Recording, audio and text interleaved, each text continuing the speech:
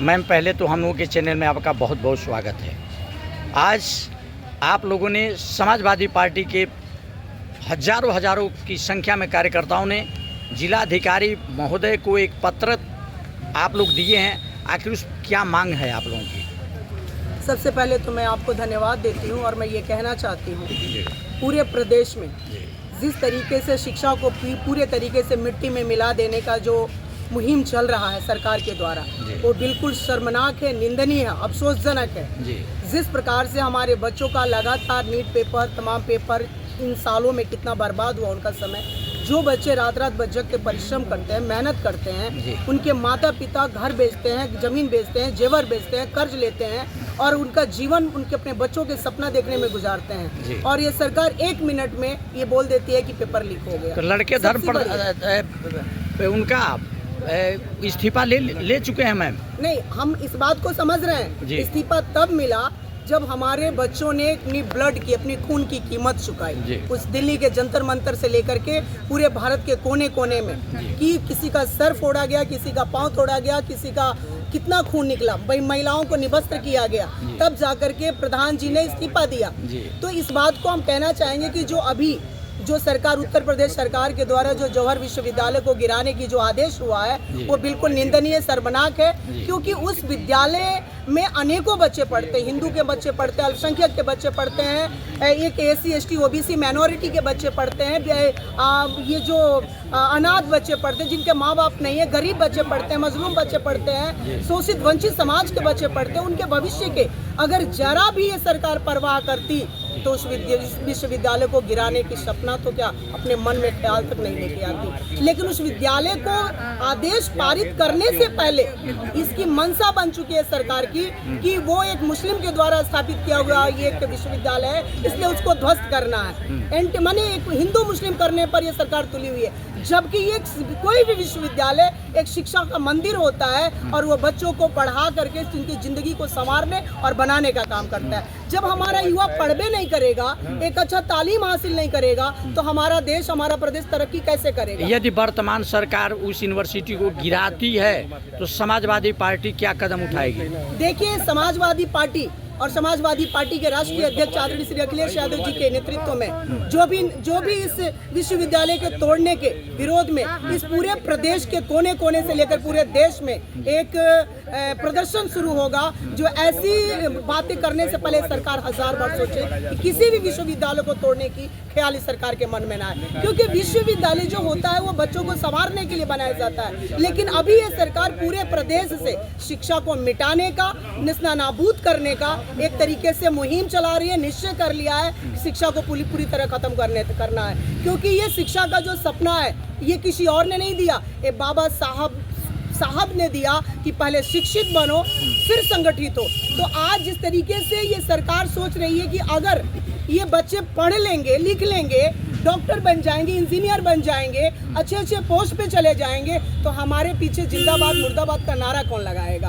हमारी जय जयकार कौन करेगा? ये अनपढ़ रहेंगे, जाहिल रहेंगे, तो हम 5 किलो राशन में इनको खरीदते रहेंगे और हम ये वोट देते रहेंगे। लेकिन समाजवादी पार्टी इसकी घोर निंदा करती है और समाजवादी पार्टी किसी भी कीमत पर शिक्षा को मिटने नहीं देगी, विश्वविद्यालय को गिरने नहीं देगी। इसके लिए जितना मतलब जोर में सरकार कर रही है उसके विरोध में और विश्वविद्यालयों को बचाने के लिए समाजवादी पार्टी अभी से लेकर के पूरे देश तक लड़ाई लड़ती रहेगी। नए शिक्षा मंत्री के रूप में प्रहलाद जोशी जी बनाए गए हैं, उनसे क्या आप संदेश देना चाहेंगे? क्या कहना चाहेंगे? अभी तो वो बने हैं, उनके कार्यभार देखिए।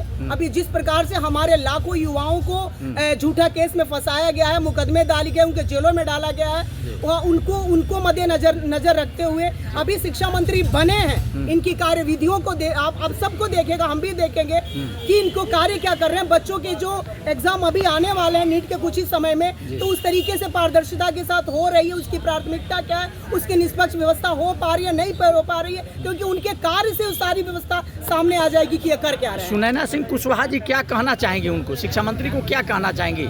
जैसे इस पर अभी हमारे देश के नौजवान लाठियां खाए हैं, तमाम कष्टों का सामना करना पड़ा है उनको, लेकिन सुनैना सिंह कुशवाहा जी की तरफ से उनको क्या संदेश होगा?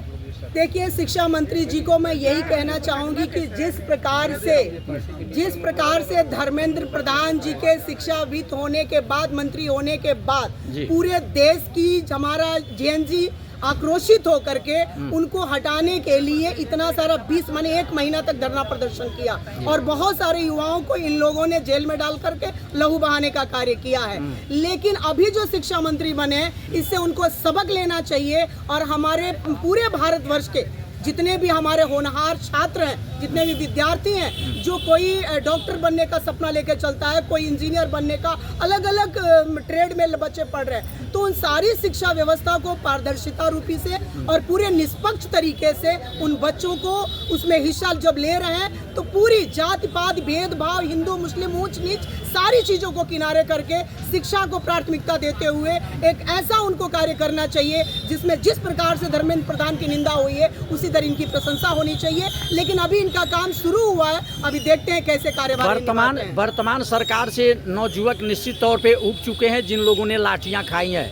यदि 2027 में ये नौजवान समाजवादी पार्टी को समर्थन करते हैं तो आपकी पार्टी इन बच्चों के लिए क्या रुख अख्तियार करेगी?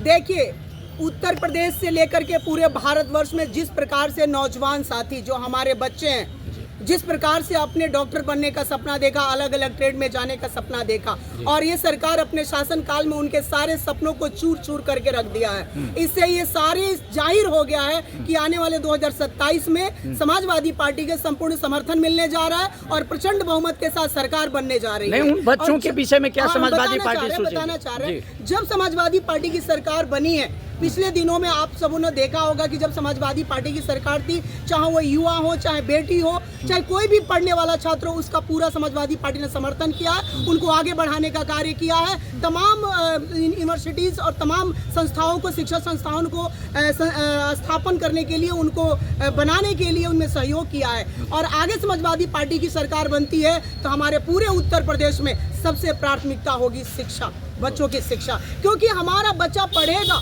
इस देश का भविष्य पढ़ेगा, तभी अपने देश के लिए, अपने प्रदेश के लिए, अपने समाज के लिए, अपने किसानों के लिए, अपने सारे माने कम्युनिटी के लोगों के लिए एक बेहतर सोच डेवलप हो पाएगा। अगर वो अनपढ़ रहेगा, जाहिल रहेगा, गंवार रहेगा, तो वो क्या सोचेगा? वो कुछ सोच नहीं पाएगा। और भारतीय जनता पार्टी का दो तरीके का बयान है, कथनी कुछ और है, करनी कुछ और है। करते कुछ और है लोग, कहते कुछ और हैं लोग, क्योंकि 20 दिन में जिस प्रकार से इन लोगों ने युवाओं को तोड़ा है, लेकिन हम धन्यवाद देते हैं अपने युवाओं को, धन्यवाद देते हैं उन लाखों बच्चों को जिन लोगों ने अपने बदन पे लाठियां खाते रहे, निशान उभरते रहे, लेकिन उन बच्चों ने उफ तक नहीं किया और ये कहा कि जितना मारना है मारो, लेकिन इस्तीफा लेके रहेंगे। हम उन जवानों को सैल्यूट करते हैं, उन अनेकों बच्चों को सैल्यूट करते हैं जिन बच्चों ने इस ढीठ शिक्षा मंत्री को और यातायाती सरकार को सबक सिखाने का काम किया। जब किसी समय में उनके मंत्री जी कहे थे कि इस सरकार में इस्तीफे नहीं होते हैं, ये यूपीए के सरकार में होते हैं,